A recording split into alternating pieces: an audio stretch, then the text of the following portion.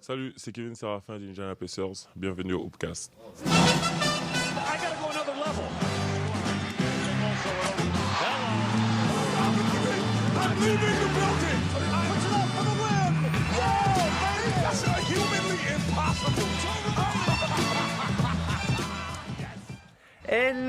Hello, bonjour et bienvenue à tous dans l'épisode numéro 145 du Hoopcast. Alain Mattei, très heureux de vous retrouver pour votre dose hebdomadaire de NBA. À mes côtés, comme toutes les semaines, à ma gauche tout d'abord, c'est Georges Eddy. Bonjour Georges. Bonjour Alain.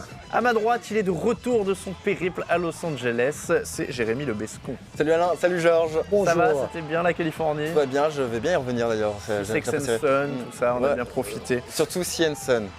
Le reste te regarde. Au programme de la semaine, un Français qui brille, LeBron James qui continue de marquer l'histoire et une histoire de marijuana.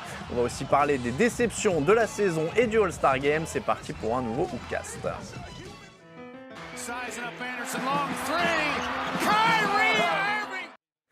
Rudy Gobert s'éclate et le Jazz gagne. C'est la bonne nouvelle de la semaine côté français. Cette semaine, le pivot a continué de confirmer sa bonne forme et on va voir tout de suite ses stats pour commencer cette émission. Le roi Gobert, on remercie Paul Harrer qui gère les synthés pour ce petit jeu de mots. Très bon titre, Paul. Les quasiment 12 points et 12 rebonds de moyenne avec quasiment 3 contres pour Rudy Gobert. Les 4 derniers matchs, c'est impressionnant. Quasiment 20 points, 15 rebonds et 4 contres. Messieurs, est-ce qu'il est le meilleur Français actuellement en NBA, Rudy Gobert? Pour moi, sans contestation. En tout cas, c'est grâce à lui aussi que le Jazz tient aussi bien.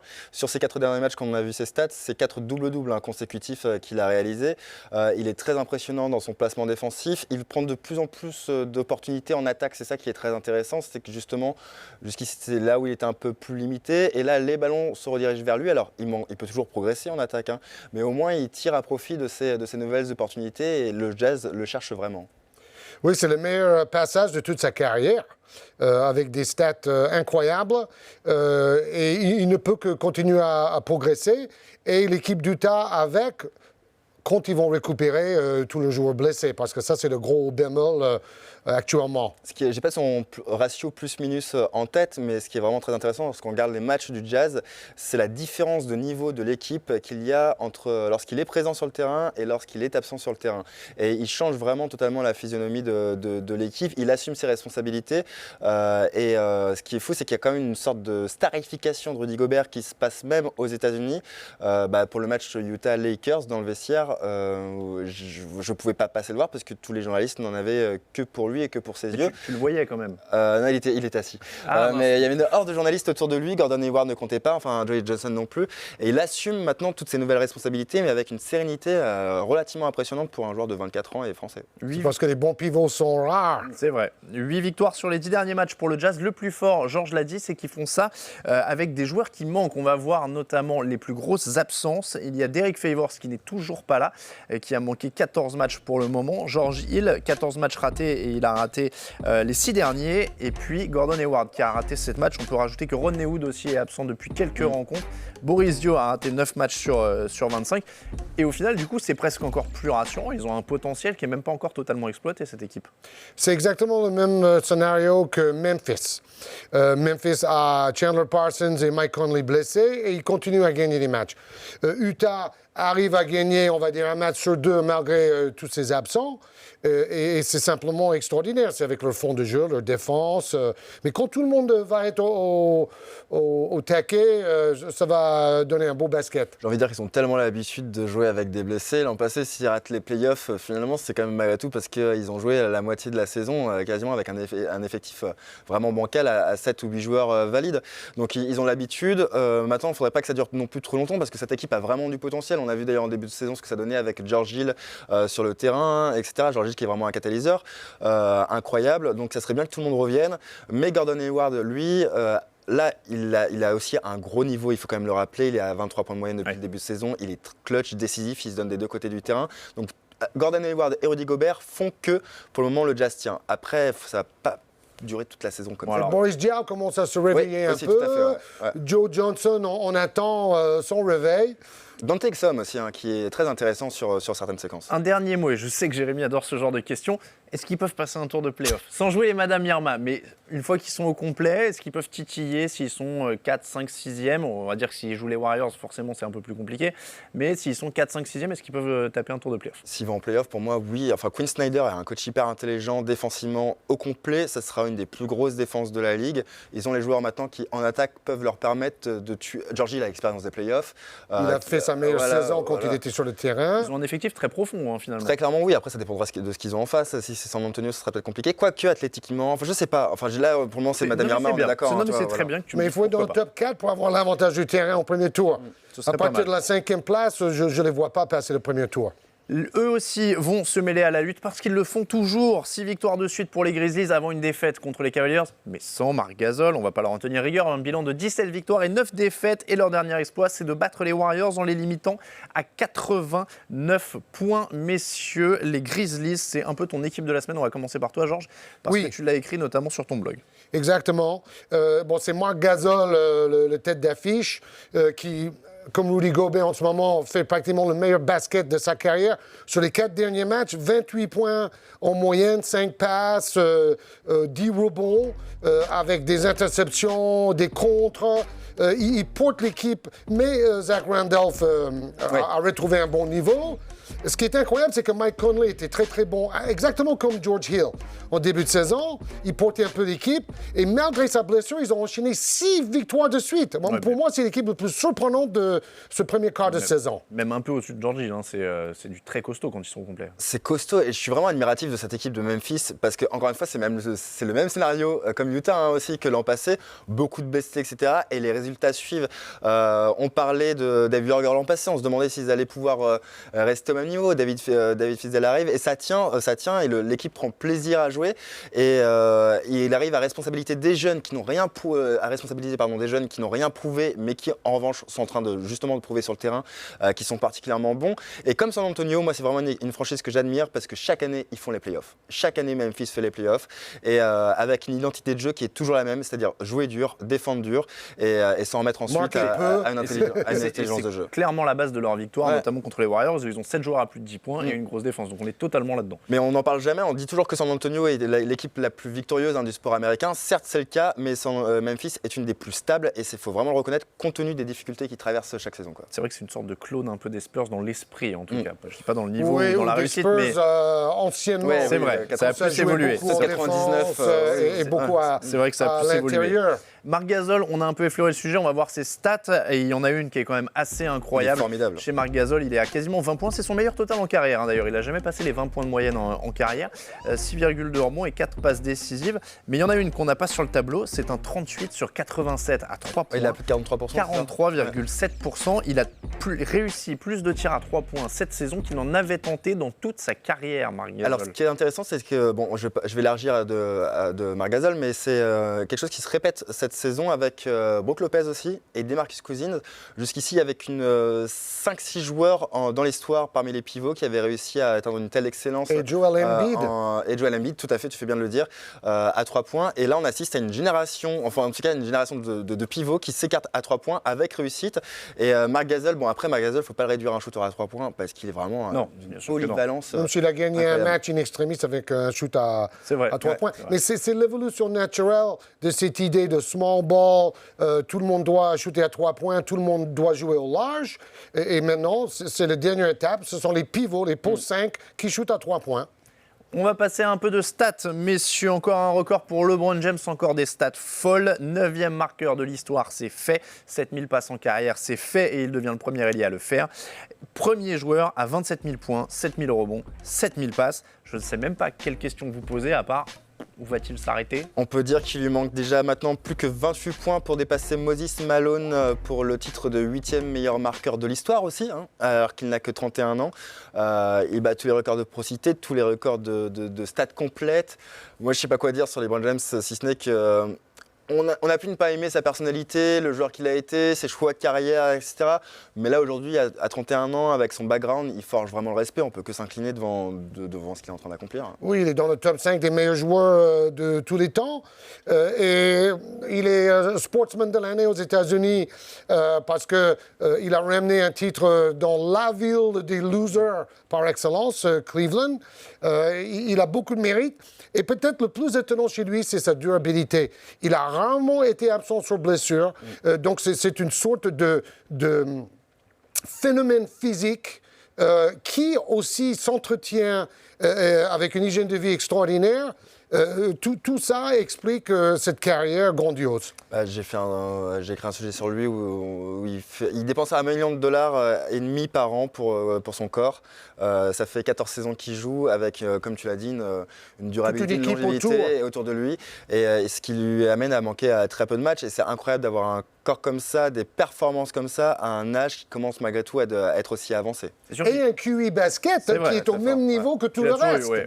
Bon, après, le $1 million, le $1,5 million pour le corps tous les ans, c'est pas à la portée de tout le monde non plus. Non, tout le monde ne peut pas le faire, en effet.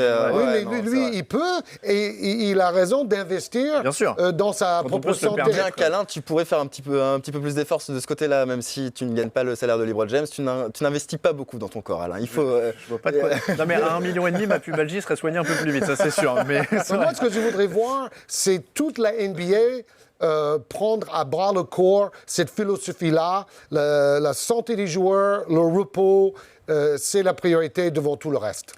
Une autre stat très impressionnante, elle a été réalisée par Chris Paul cette semaine. 20 points, 20 passes décisives et surtout 0 ballon perdu, messieurs. Premier double-double parfait et première fois pour lui à 20 passes en carrière. Oui, c'est en effet la première fois qu'un joueur réalise 20 points, 20 passes sans avoir perdu la moindre balle. Dans ce même match, il est à 50% de réussite au tir, donc c'est à peu près le match parfait, on est d'accord. Après, plus que la stat, c'est le premier dans l'histoire. Pour moi, c'est la consécration du joueur cette année. Ça marque vraiment une sorte de passage de cap. Le fait que Chris Paul, jusqu'ici, moi, ça a toujours été un joueur qui, en effet, un joueur impressionnant, mais je trouvais qu'il avait malgré tout encore des lacunes dans sa gestion du jeu. Il portait beaucoup la balle, etc. Et là, aujourd'hui, il arrive à une forme de sérénité sur le jeu où il maîtrise totalement.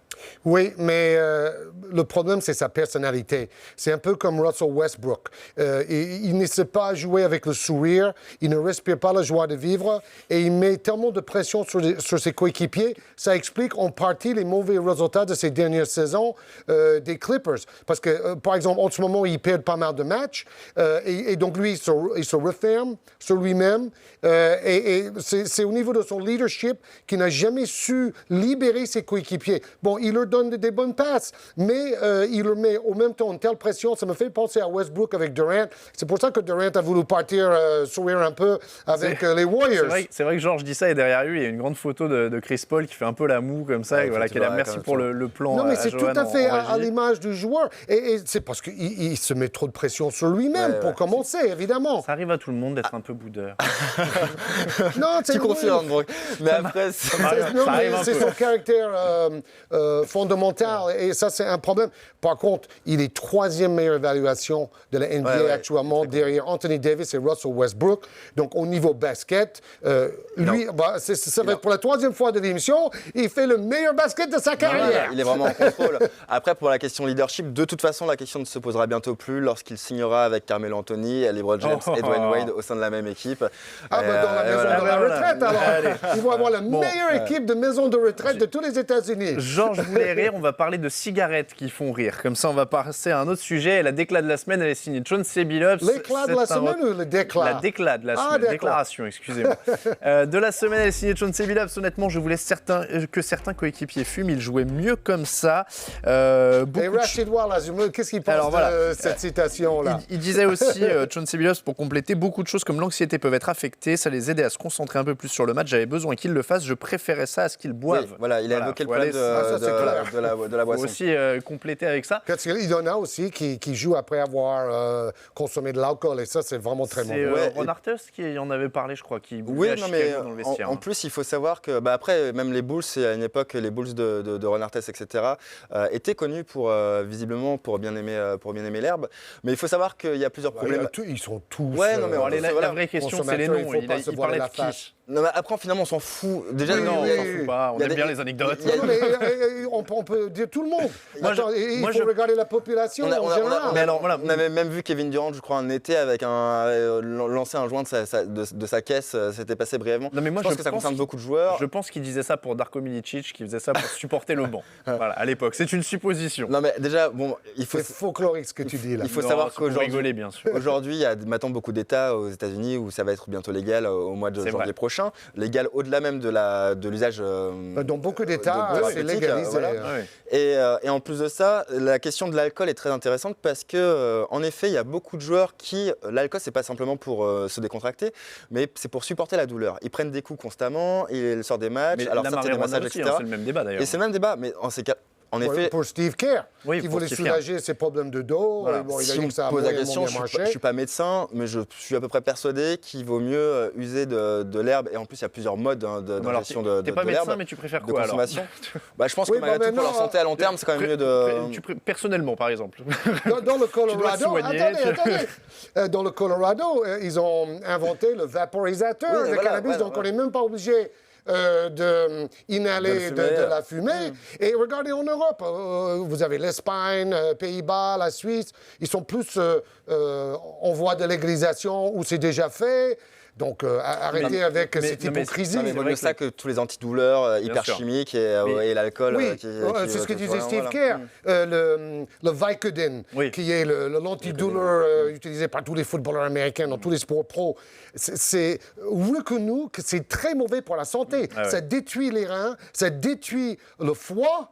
Et donc, Steve Kerr a dit, très logiquement, je pense que fumer du cannabis serait quand même moins dangereux que de prendre tous les jours du Vicodin. Et puis après, c'est ce que vous disiez tous les deux, la question va se poser quand des États comme le Colorado ou Washington légalisent. Donc légalement, les Oregon. joueurs auraient le droit, mais Ouais. c'est réprimé. Donc Ouais. ça pose quand même une Maintenant question. qu'on a réglé le débat, tu peux le sortir, Alain. Tu peux sortir ton joint si tu veux. Y a pas de problème. Ah non, mais alors croyez-le ou pas, je n'ai jamais fumé de ma vie. Voilà, c'est l'agent de la Je ne te confession. crois pas. Ah bah, Le petit gossip mignon et ben, d'Alain. pourtant, je il vous nage. jure que c'est vrai, D'accord. même pas une cigarette. Voilà. Tu sais pas ce que tu perds. Voilà. Par contre, j'adore les cocktails. Chacun son truc. Et ben voilà, on va passer à un sujet sur Kevin Séraphin que Jérémy Lebescon est allé chercher à Los Angeles. Oui, avant un match face aux Clippers où il s'est déplacé en effet. Et malheureusement pour Kevin Séraphin, en ce moment, malgré ses espoirs, il ne joue pas beaucoup. Mais justement, lui ne perd pas espoir, tant mieux pour lui. Et on espère qu'il rebondira vite dans la rotation des Clippers, des Pacers. Et ben c'est parti, on regarde ça. Allons-y.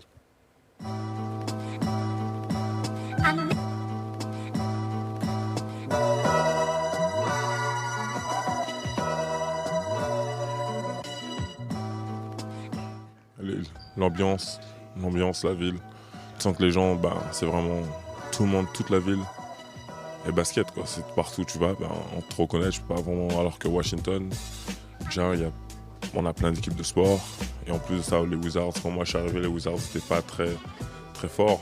Donc pendant un certain moment, en fait. Donc du coup, je te cache pas que on n'avait pas vraiment de fans, en fait. Donc du coup, ça arrivait que des matchs, la salle était totalement vide. Alors que les Pacers, la salle est toujours pleine, la salle est toujours sa vie, il y a de l'ambiance, les gens sont là et voilà. Mais après, c'est ça, je dirais que c'est la différence. Ensuite, la franchise en elle-même, ça reste, c'est la NBA, hein. C'est comme Washington aussi, il n'y a rien à dire, c'est professionnel et ça travaille, quoi.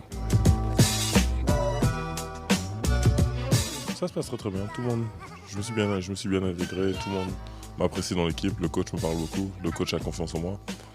Donc après, il y a une hiérarchie qui était là, quoi. Je suis le dernier arrivé, donc du coup, je suis obligé de suivre la hiérarchie, mais en tout cas, le coach me fait confiance et il croit en moi, donc du coup, et comme on a pu le voir, il me donne au fur et à mesure, il me donne des minutes, donc c'est à moi de continuer à faire ce que je fais, de travailler, et je pense que tout va bien se passer. Le mec qui est après toi cherche toujours à te botter le cul pour prendre ta place, tu vois, et c'est vrai que c'est comme ça, et ça va pas s'arrêter, donc c'est vrai quand il y a concurrence à l'entraînement, je rentre dedans, hein. Je dis honnêtement, je le rentre dedans. C'est comme ça, c'est la seule solution pour avoir mes minutes. Washington, Indiana, ça dépend. Je suis resté 5 ans à Washington, donc c'est vraiment... C'est plus... J'ai une attachement assez sentimental avec Washington. Mais maintenant, c'est vrai que maintenant, en termes d'équipe, là, je suis à Indiana et voilà. Maintenant, la ville, c'est vrai que c'est pas Washington, mais bon. Si c'est ça que je dois faire pour réussir, je le fais. il m'encourage. Il croit beaucoup en moi en fait. Donc il croit beaucoup en moi, c'est lui qui m'a ramené ici, donc il croit beaucoup en moi et il m'encourage toujours à l'entraînement. Et c'est vrai que c'est quelqu'un qui parle pas beaucoup et ça fait plaisir. Ça fait plaisir de voir que chaque fois il m'encourage, il me parle quand je le croise dans les couloirs, il me donne toujours un petit mot. Voilà, donc c'est bien. Oui, c'est sûr. Je pense qu'il est temps. Bon, je pense qu'il est temps. Ça fait un petit moment déjà que bon, je suis pas venu et pour différentes raisons. Mais en tout cas, oui, je pense que cet été, ça serait bien. En retour, ça serait bien. De mon côté, mon point de vue à moi. Merci beaucoup à Jérémy pour ces petits propos recueillis à Los Angeles. Oui, et puis des images d'Olivier Montecarci, de Cadal. Qu'on remercie également. On passe au top et au flop.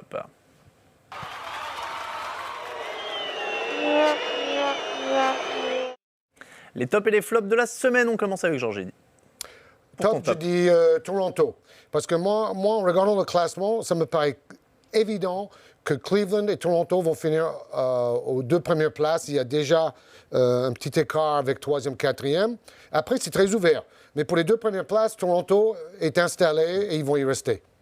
Jérémy. David Fizdale, on parlait de Memphis au début de l'émission et je suis très heureux pour ce coach qui était très apprécié à Miami.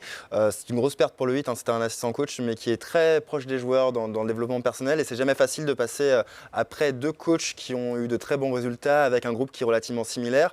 Il a réussi à créer un discours auquel les joueurs ont adhéré. Ça marche, on le voit avec les résultats de l'équipe malgré leurs difficultés et je suis très heureux pour Il est pour moi dans les candidats pour coach de l'année.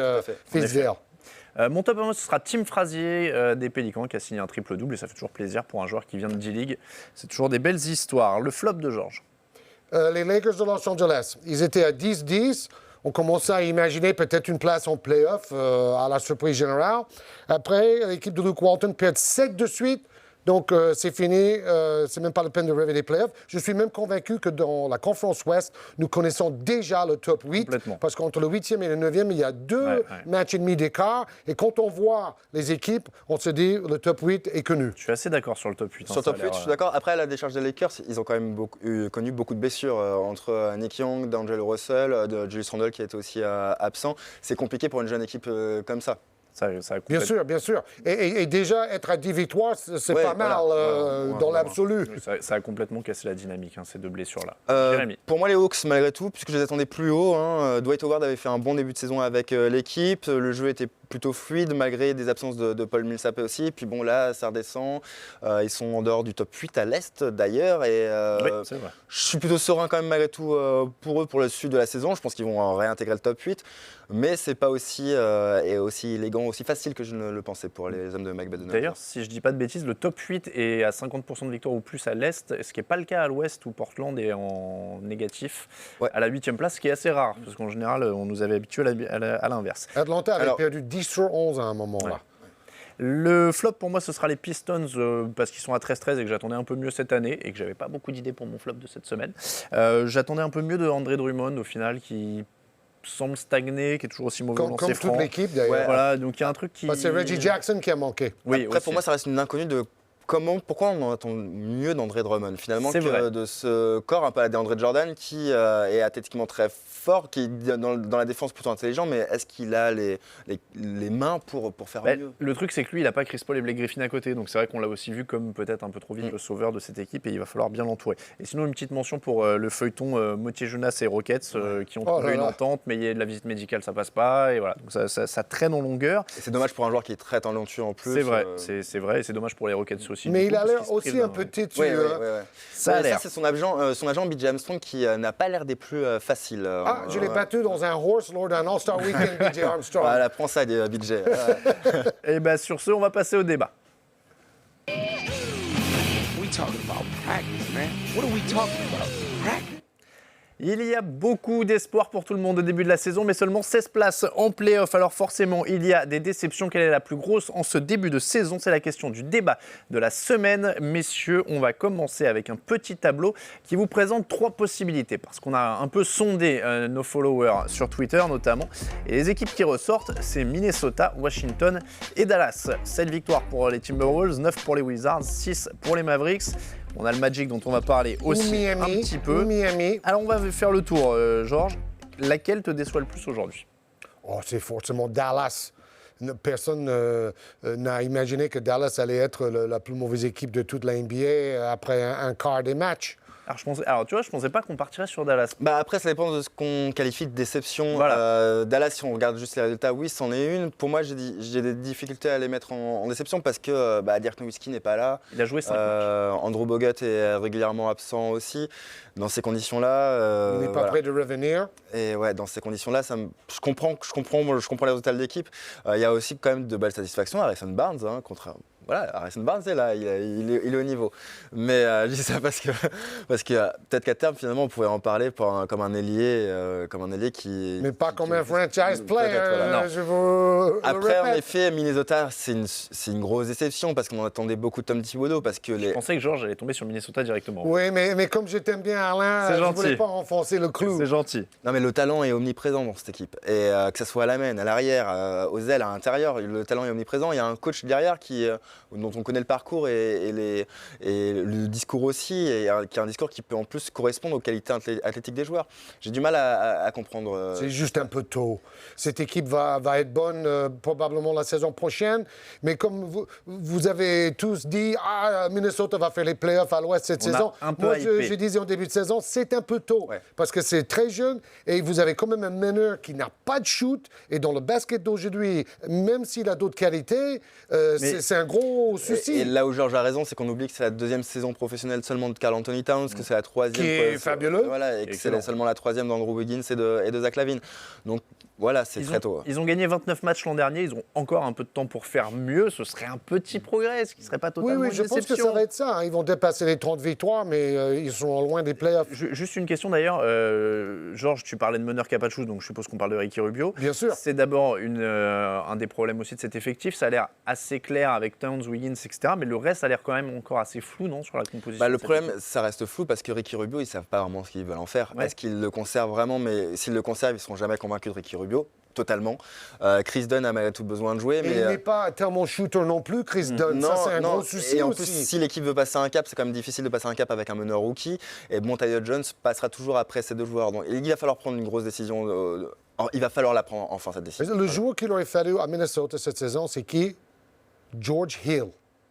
Ouais, c'est pas- Ce qu'il a fait en début de saison avec Utah, où il a été à 20 points et avec des super pourcentages, c'est ce genre de joueur expérimenté à droit qu'il faut à Minnesota. Un petit mot sur les Wizards, parce que le Ouais. débat a fait rage. D'ailleurs, on vous donne un peu les coulisses, mais à la base, on voulait faire un débat sur une équipe en particulier. Et il s'est avéré que dans la rédaction de Basket USA, il y a eu Personne n'est d'accord, ouais. un grand chambardement et une grande discussion. Parce que nous, par exemple, enfin, en tout cas de mon côté, je pensais que les Wizards sont la plus grosse déception de l'année. Parce que c'est une équipe qui a gagné 41 matchs l'an dernier, 46 l'année d'avant, et qui semble que aller vers le bas. Ouais, voilà. Scott Alors Brooks qu'ils ont changé change de rien. coach. Voilà. Et puis Scott surtout Brooks qu'ils change ont- rien et ça a l'air d'être toujours autant de Ils ont sorti le chéquier quand même cet été. Bradley Beal au prolongé à plus de 130 millions. Ryan Mahami qui a été également recruté. Thomas Satoransky qui valait un petit peu d'argent, même si c'était resté un petit contrat rookie, mais pour un Européen, donc un peu plus élevé qu'un contrat rookie normal. Ouais, il y a une identité de jeu qui est complètement absente chez Washington. Il y a John Wall qui commence vraiment à montrer qu'il n'en peut plus, qu'il en a ras-le-bol et qu'il a envie d'être considéré à titre personnel, mais qu'il a aussi envie de gagner. Bradley Beal, moi, je sais toujours pas quoi en penser. Pour moi, je sais toujours pas quoi en penser. Et je sais Fragile et surcoté. Ouais, Ouais. je ne pense toujours pas que ça sera un joueur qui vaudra un jour ce contrat-là. Et Marcin Gortat, on se rappelle de son coup de gueule en début de saison, et puis bon, finalement rien n'a changé. C'est une grosse déception quand même, Washington, surtout qu'il y a de la place à l'Est, il y a de la place pour passer. Tu vois, présenté comme ça, moi, c'est une plus grosse déception que Dallas, où il y a un Ouais, je suis blessé d'accord avec toi. principal, Ouais. etc. Là, il y a du pognon qui a été mis, il y a des joueurs qui sont censés être en place, il y a un franchise player, il y a des choses, et au final, il n'y a rien qui se passe. Bon, Dallas, il y a du pognon qui a été mis aussi, on le rappelle. Oui, mais ça, il marque Cuban tous les ans. Je vais vous dire le problème à Washington.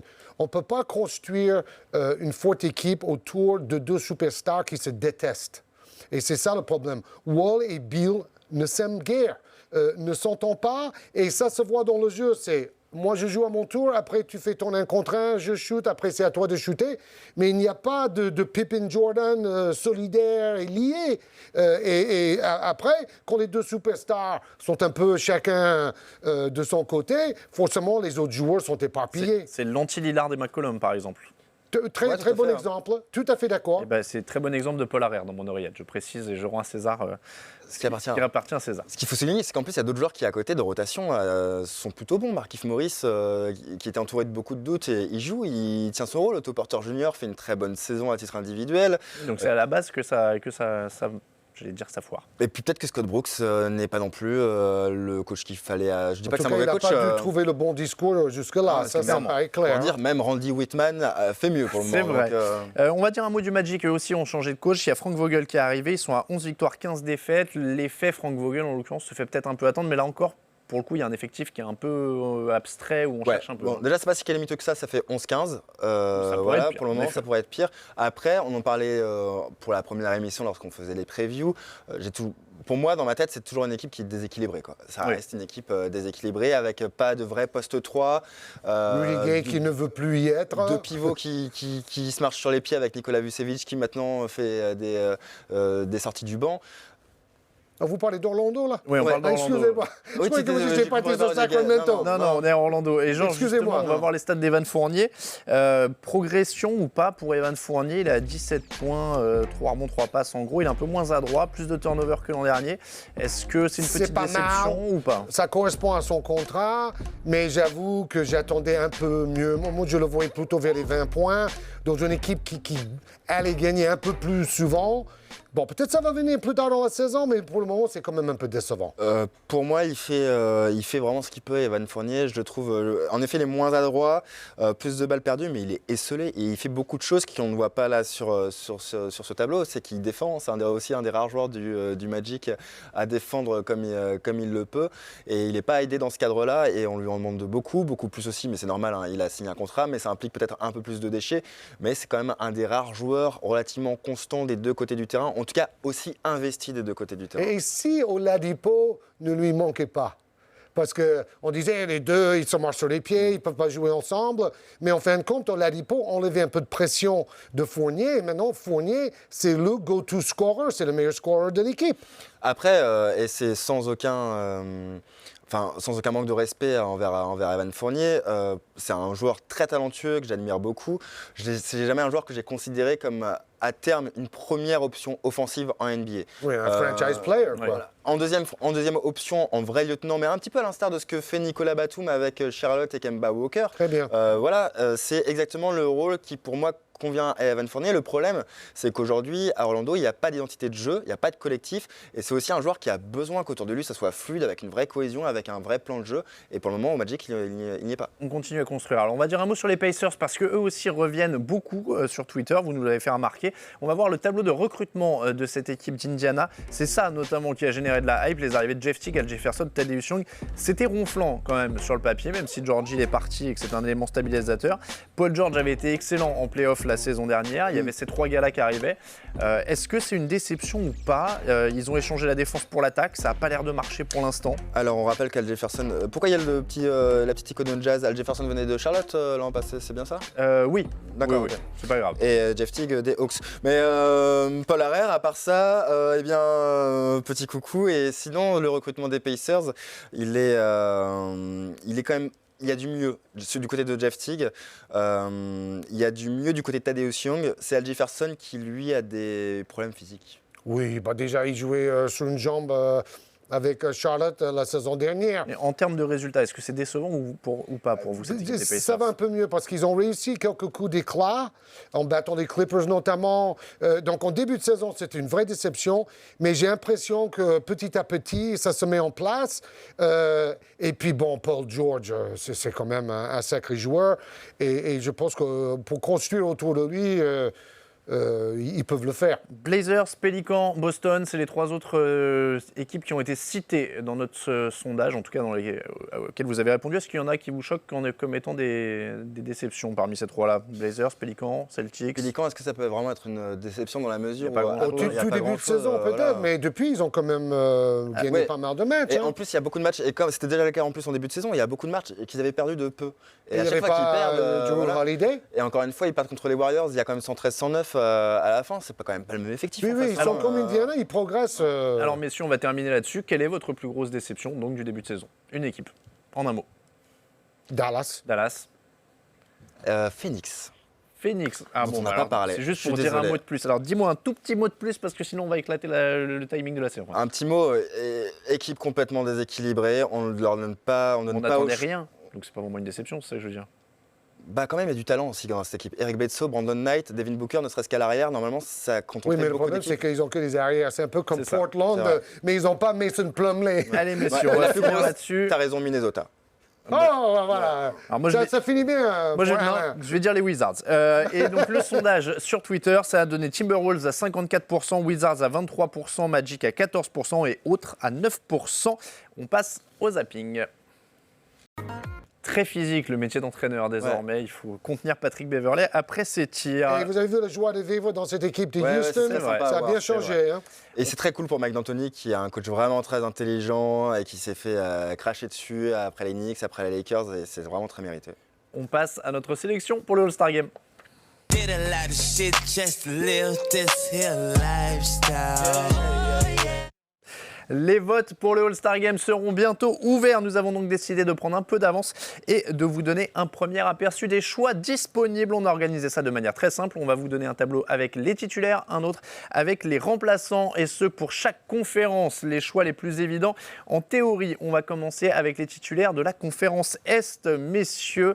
Et là, on a pris encore une fois ce qui nous semblait le plus évident. Kyrie Irving, DeMar DeRozan, LeBron James, Jimmy Butler et André Drummond. Alors, le débat, il a eu lieu sur le nom du pivot en interne pour faire ce 5, c'était Drummond ou Whiteside. Et on a voulu mettre un pivot parce que on respecte un peu le jeu, messieurs, dames. Voilà.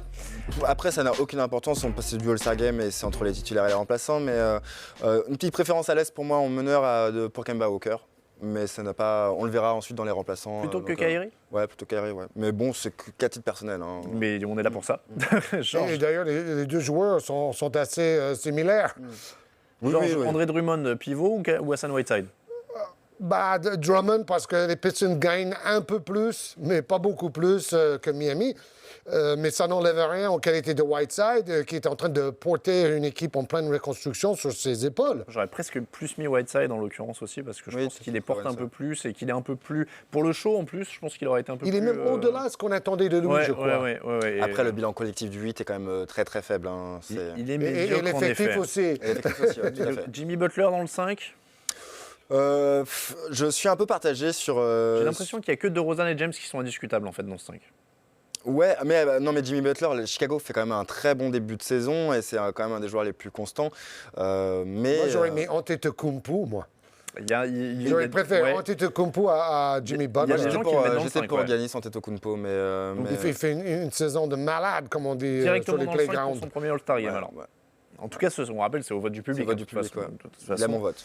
On va passer. Moi aussi. Alors, on va passer aux remplaçants dans ce cas-là parce que Giannis, il est dans les remplaçants. Alors, messieurs, vous l'auriez mis en titulaire, mais là, il est Et avec les d'ailleurs, il est remplaçants. 9e à l'évaluation de la NBA. Ça confirme son jeu polyvalent. Alors là, on l'a mis avec Kemba Walker, Kyle Lowry, Paul George, Giannis Antetokounmpo, donc Kevin Love et Isaiah Thomas et Hassan Whiteside en bonus. Qui est indiscutable, messieurs, dans cette liste pour aller au All-Star Game?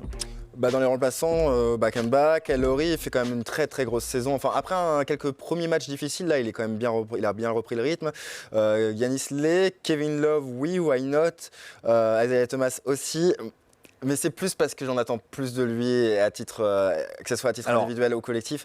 J'ai beaucoup de mal à me dire qu'aujourd'hui, Paul George est All-Star. Mais c'est bien sûr qu'il fait des stats C'est de son All-Star. statut pour l'instant. Mais en plus, il a sorti encore une grosse série de matchs, etc. Bien sûr que c'est un All-Star, mais on attend tellement plus de lui, on attendait presque de lui comme un candidat au titre de MVP, que c'est une déception et que voilà. Mais bon. Georges, est-ce que si Il je mérite, mets Kristaps Porzingis à la place de Kevin Love, tu m'en veux? Non, parce C'est que Porzingis monte en régime depuis 3 semaines en battant son record de carrière, etc.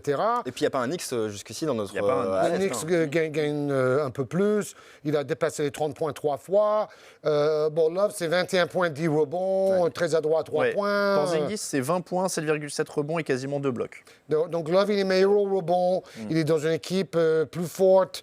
Mais très honnêtement, entre les deux, c'est 50-50. 50-50, quoi. J'avais milité pour Porzingis, hein, mais et surtout, franchement, Carmelo, ça voudrait dire que Carmelo Anthony n'est pas au All-Star Game. Non plus, ouais. Bon, je pense qu'il faut quand même un joueur de New York pour le moment, mais en plus, Kristaps Porzingis prend une ampleur telle à New York qui devient le co-franchise player aux côtés de Carmelo Anthony. C'est un peu comme Antetokounmpo, c'est Oui, le joueur qui ça. monte, C'est qui ça. fait parler de lui cette saison. Moi, j'allais te dire, j'ai bien envie de voir une raquette Kristaps Porzingis, Giannis Antetokounmpo.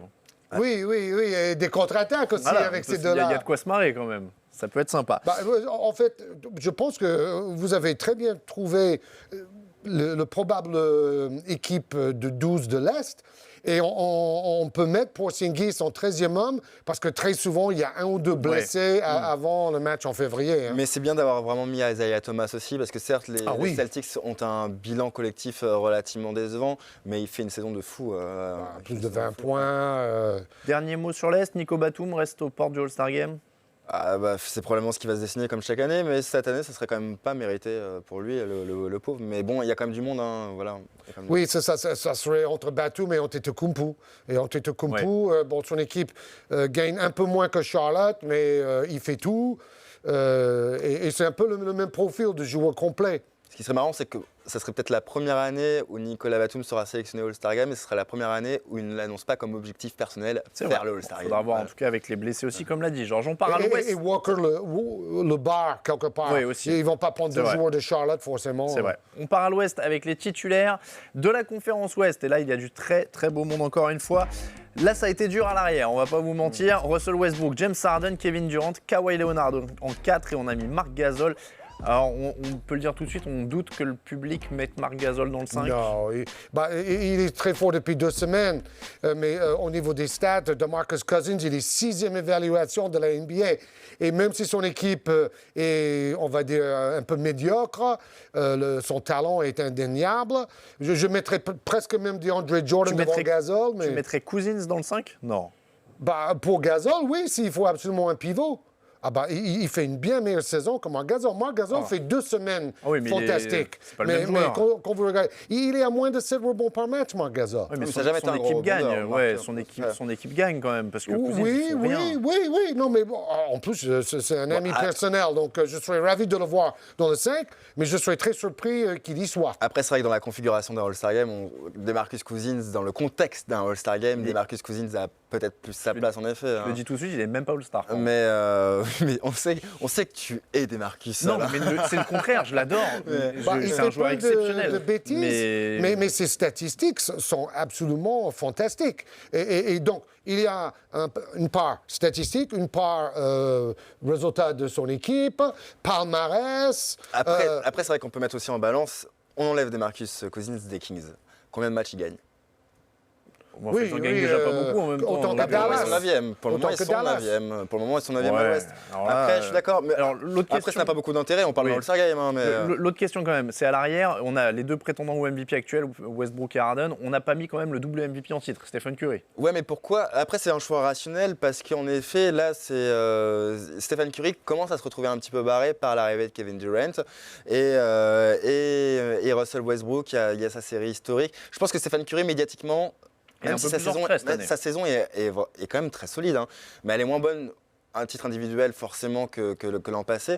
Et médiatiquement, il commence à prendre un peu de recul. C'est normal et je pense que ça lui coûtera sa place dans le 5 du... Ce qui n'est vraiment pas grave. Non. Il va être dans le 2e 5 et c'est déjà très bien. Il marque 5 points de moins que la saison dernière, Stephen Curry. Et on va voir tout de suite les remplaçants de cette conférence Ouest. Là encore, c'est du très très bien garni. Curry, Paul, Thompson, Davis, Gobert, Gordon Hayward et Blake Griffin. Alors, on le dit tout de suite, on a donc mis Rudy Gobert en lieu et place par exemple d'un des Marcus Cousins. Est-ce qu'on est chauvin? Parce qu'on va nous le dire. Il ne va pas y être Gobert. Je ne pense pas qu'il y sera. C'est comme Gasol, il fait 2 grosses semaines jusque-là. Il y a DeAndre Jordan hein, qui est aussi. Qui était All-NBA First Team. Et Cousins. Après, dans ces 12 joueurs à l'Ouest, le problème, c'est qu'il y aura 4 meneurs. James Harden joue meneur, il y aura Russell Westbrook, Stephen Curry, et Damian Lillard. Enfin voilà, on se retrouve avec un embouteillage à ce poste-là qui devient compliqué pour les autres. Et là, on a mis 2 Jazz. C'est le basket d'aujourd'hui où les meneurs qui font tout sont prépondérants. Mais bon, quelque part, il faut trouver une place pour Lillard aussi. Hein. C'est terrible. C'est possible que Klay Thompson n'y aille pas. Hein. Je pense qu'il va y être. Oh, Parce qu'il rien s'est que sur plus les un 60 poste 2. points, ouais. C'est un 2-3 dans le basket actuel. Il a son match à 60 points qui est quand même au niveau de la hype. C'est dur de ne pas le prendre quand même. Ouais, mais c'est les coachs qui choisissent pour les remplaçants. Oui, en fait, c'est lui qui mérite d'y être et qui n'y est pas, c'est Draymond Green. Il y a Draymond Green aussi, en C'est effet. Draymond Green. C'est encore plus dense Mais à ça l'ouest, fait beaucoup de joueurs de Golden State. Là, vous en avez déjà 3. Après, en sachant qu'en plus, Anthony Davis peut jouer pivot, c'est là où, C'est par exemple, vrai. la place de Rudy C'est vrai Gobert, aussi, ouais. voilà, C'est je vrai pense pas aussi. qu'il Ils peuvent y moduler aille. là-dessus. Et Griffin, je pense qu'il fait une super saison. Mais après, ces 2 dernières semaines où il commence à perdre pas mal, Griffin fait beaucoup de ballons perdus. S'il est sur la mauvaise pente, c'est pas une garantie qu'il y soit non plus. Après, les Spurs font une super saison, par exemple. Il n'y a qu'un seul joueur des Spurs. Oui, mais c'est les autres ne le méritent meilleur. pas. Ouais, Alors, le Marcus Aldridge, il a beaucoup baissé. C'est Kyrie Leonard qui porte l'équipe. Donc là, je ne pense pas qu'il y a à discuter. Par contre, Cousins, comme je vous dis, 6e évaluation, il faut qu'il y soit. Hein. Eh bien, C'est comme Anthony Davis. Non, mais Lestrade et Marcus, c'est à peu près. Le choix va être cornélien. En tout cas, vous le voyez, vous avez à peu Et près il n'y aura pas de joueurs tous les d'Utah, ventailles. d'ailleurs. Je Non, vois voilà. cette photo. Vous avez- Je pense que là, vous avez été très ambitieux. Il n'y a pas de joueur d'Utah. d'Utah, Gordon Hayward. Bah, Non, Gordon il y aura Hayward et pas Rudy deux. Gobert. Ah, il n'y aura pas de Gobert joueur. et Hayward. J'avais pas compris. Non, il n'y en aura pas deux, t'as raison. Il y aura un de Ouais, Sacramento, un de Utah. Parce que ça c'est le dernier critère que je n'ai pas dit tout à l'heure. Les NBA aiment bien quand même que chaque équipe répartisse soit un un peu peu. représentée. Bon, voilà pour le choix. En tout cas, vous avez tous les éventails. Ce sera à vous d'utiliser ça au moment de voter. Nous, on va passer à un petit sujet sur Fabrice Gauthier que Jérémy, encore une fois, est allé rencontrer à Los Angeles. Un petit mot pour lancer ça, Jérémy? C'est l'ancien ostéopathe de l'équipe de France avec laquelle il a gagné le titre en 2013. Aujourd'hui, il s'occupe des Clippers, mais aussi de plusieurs joueurs NBA. Et les Clippers, le problème pour lui, c'est qu'il est fan des Lakers. Eh bien, c'est parti. On regarde ça tout de suite. Los Angeles, c'est précisément à Beverly Hills que l'ostéopathe Fabrice Gauthier s'est installé. Outre des patients de tous les jours, l'ancien praticien de l'équipe de France de basket collabore aujourd'hui avec les Los Angeles Clippers et plusieurs joueurs NBA comme Nicolas Batum, Carmelo Anthony, Rudy Gobert, Eric Gordon, Bismack Biyombo ou Michael Kidd-Gilchrist. L'Outcast était dans la Cité des Anges et a fait un détour par son cabinet. Ça fait un choc. Le premier jour, l'athletic trainer m'a filé les polos avec le logo Clippers et t'es là, t'as 2-3 minutes de réflexion et toi, si tu veux le transposer à la France, c'est genre t'as un mec qui est fan de l'OM et puis qui va bosser pour le PSG, quoi. Dans sa réussite, c'est Tony, il n'y a pas photo. À tout point de vue, d'un point de vue sportif, professionnel, familial. Et il a 2 enfants, on a mangé ensemble la semaine dernière quand il est venu. Il est épanoui, il est heureux, il a accompli tellement de choses. Il est, voilà, d'un point de vue global, il n'y a pas photo, c'est lui, quoi. Et puis moi, il m'a appris des choses, tu vois. Je pense que quand tu es à côté de quelqu'un comme ça, tu es une éponge, tu prends et bon, je pense que tu donnes aussi un petit peu, mais tu vois la discipline, la détermination et puis cette volonté d'atteindre ses objectifs et de travailler pour.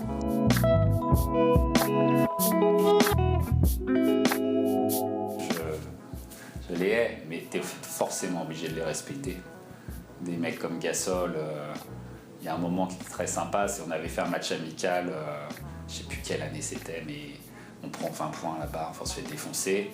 Et t'as pas Gasol qui est avec Jackie Comer qui lui met une tape sur l'épaule et qui relativise, qui dit t'inquiète, ça va venir, quoi. Tu vois, il y a des mecs comme ça. Alors tu me dis Rudy Fernandez, non, je peux pas. Des mecs comme les Gasol, t'es obligé de respecter quand même, puis tu respectes aussi le palmarès qu'ils ont, quoi. C'est extraordinaire. Donc ils étaient au milieu de notre route, quoi.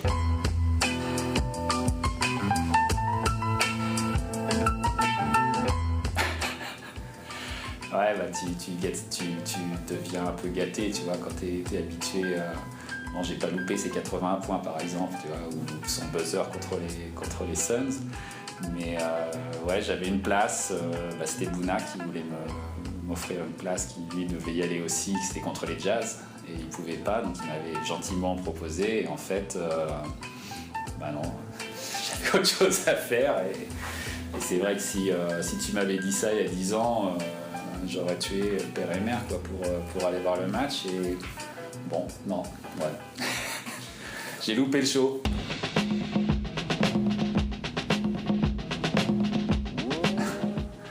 je te dirais... ah, shit. Que le meilleur gagne. Salut Georges. Georges. Salut Fabrice. Voilà. J'ai eu le plaisir de dîner avec lui à Los Angeles pendant une des finales des Lakers. Et c'est un chic type, c'est un peu comme Bouna Ndiaye.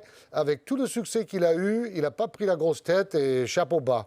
Et sur ce, nous, on passe au pronostic et on remercie encore Jérémy pour ce sujet.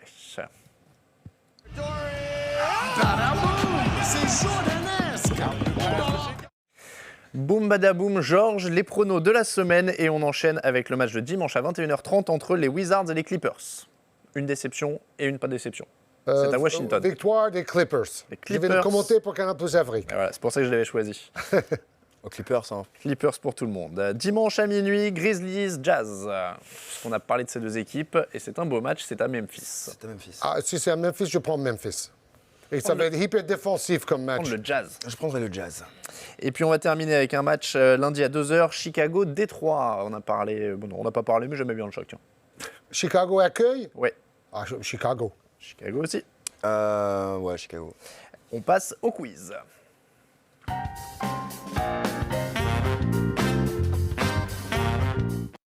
Attention, on ne regarde pas mes fiches, monsieur Le Besson. J'ai vu un œil traîner. Je suis un peu assez Même content. si je regarde les fiches, je n'ai pas vraiment la bonne réponse. Je suis content en plus de mes petites questions. Alors, rapport à ce dont on a parlé dans l'émission de cette semaine, messieurs, on a parlé All-Star Game. Qui a gagné le All-Star Game l'année dernière? L'Est. L'Ouest. Une chance sur deux, grosso modo. Comme quoi, hein, on suit beaucoup ce match. C'était l'Ouest, en effet, 196 à 173. Ah oui, 196. En même temps, je suis débile, mais est-ce que tu sais combien de temps l'Est n'a pas gagné, en fait, finalement? J'en ai aucune idée. Très honnêtement, je méprise un peu ce match depuis quelques années. Alors, je suis bien d'accord avec vous. Qui a le record du nombre de sélections au All-Star Game? Kobe, en deux sélections? De sélections. Kevin Garnett ou Kobe? J'hésite. Genre, vas-y. Ou Tim Duncan. Non, c'est Kobe. Ou aucun des trois. Karim Abdul-Jabbar. Karim Abdul-Jabbar. Oui, évidemment, parce qu'il a fait 23 saisons, je crois. 19 sélections pour Karim Abdul-Jabbar, une de plus que Kobe. Et puis, messieurs, on parlait de déception. En 1997-98, les Bulls ont gagné 62 matchs et un titre. C'était avant que Michael Jordan, Scottie Pippen, Dennis Rodman et Phil Jackson s'en aillent. Combien ont-ils gagné de matchs la saison suivante? Ah, avec Cornell David, etc. là? Oh là là, mon Dieu, c'était une catastrophe. Ouais, mais c'était l'année du lockout. C'est très oui. 13-37. 13-37, bien. Alors là. Ah, ça j'avoue. Très bien. C'est vrai que c'était une saison à 50 matchs. Ça. Ils sont passés de 62 à 13 victoires. Les Cavaliers, après le départ de LeBron, c'était de 61 à 19, même si la saison était un peu plus longue, en effet. Tu l'as dit, eh bien, une victoire de Jérémy dans ce quiz non, cette semaine. j'ai eu bon les deux premières questions. C'est vrai. Ah oui, c'est vrai, ça fait deux. C'est vrai, il a eu la dernière. C'est lui qui rit les derniers, rit le mieux. C'est vrai, il a eu la dernière. Donc, victoire de Georges pour cette semaine. Félicitations. Et c'est comme ça que se termine. C'est assez rare pour être souligné. C'est vrai. Et c'est comme ça que se termine l'épisode 145 du Hoopcast. Merci à vous de nous avoir suivis. On vous rappelle que le Hoopcast, c'est sur Basket USA, Dailymotion et iTunes toutes les semaines pour nous suivre sur les réseaux sociaux. @Hoopcast pour l'émission, / le Hoopcast sur Instagram, / le Hoopcast sur Facebook aussi. Je crois que vous voyez tout à la fin. De toute façon, @GeorgesEddy2 sur Twitter, @Jérémy Lebescon avec un T, @Alain Mattei pour moi-même. Merci Georges, merci Jérémy. On vous dit à la semaine prochaine et bye bye!